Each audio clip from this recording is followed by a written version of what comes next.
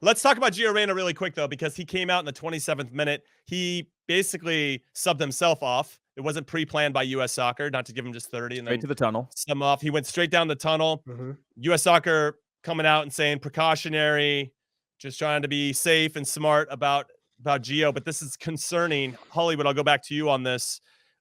It just seems like some of our players are pretty brittle, and he might be Mr. Glass House of all the glass houses we have on our team. Yeah, because it's two things, right? Either it's an actual injury or it's a mental thing. And the mental thing is just as bad as an injury sometimes. If that's going to be every time you feel a little, and this is what we see with chronically injured players, is that little bit of like in the back of my mind, whether it's scar tissue or something doesn't feel right or something compensation acts up, your brain starts to go, something's wrong. And so either way, it's bad because, you know, I hope that he's mature enough that this was precautionary, that goes, something felt a little off, just want to be smart, take myself out, much bigger picture. But I would think that a 19-year-old probably doesn't have the ability to think that holistically about the situation and probably felt a little bit something. I'm speculating on a ton of stuff right now to say that is wrong of me, but I do think that it is a fear of mine that either it's something physical or it's something mental, and those two things are both wildly important in the context of it all, or both. And they can be intertwined. I think I've given this personal story before, but when Bob called me to play in 2 tournaments, to play in the Gold Cup in 2007 and then back it up with Copa America, my wife and I had our first baby, and it was stressful. It was just a stressful time, and all the pressure I put on myself to be there and to be a good dad and to whatever that means. Everybody's got their different definition of that. But my dad wasn't around all that much when I was a kid, so it was really important for me to do that, especially when she was born, blah, blah, blah.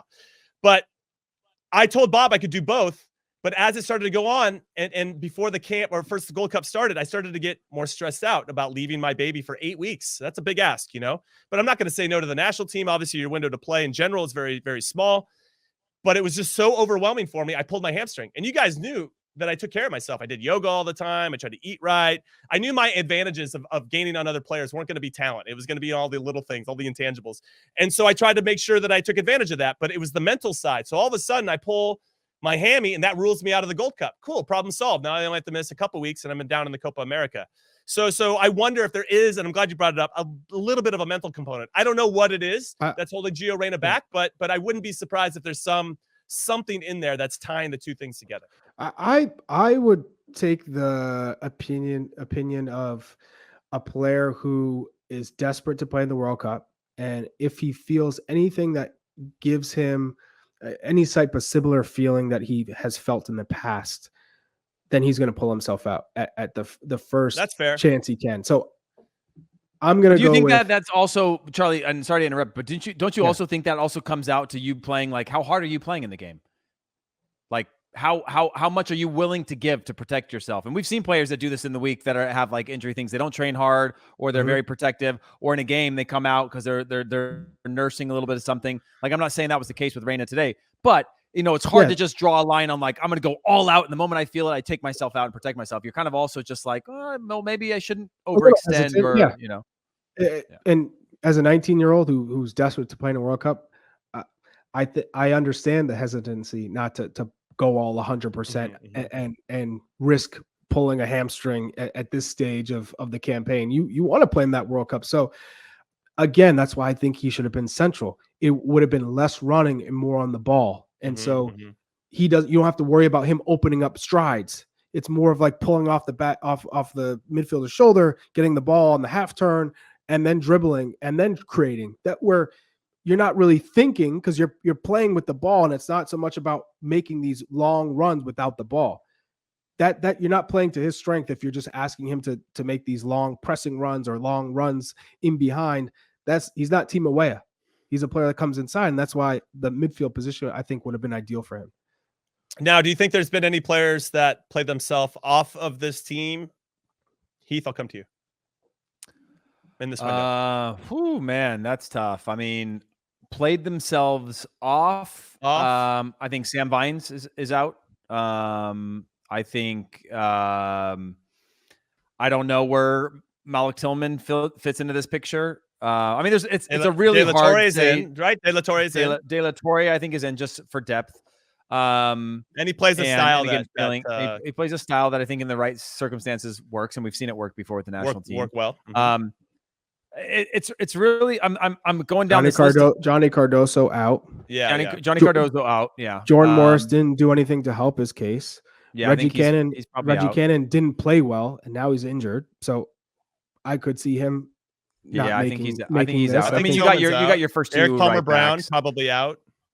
Yep, he didn't play at all, so he didn't impress. So do you take J-Mo or do you take Areola? I think one of the two are going. I think Areola is the guy that he's always gone to. He's the most capped player in this pool under Greg Berhalter. I think he's got 30-something games under Berhalter. So I think he goes.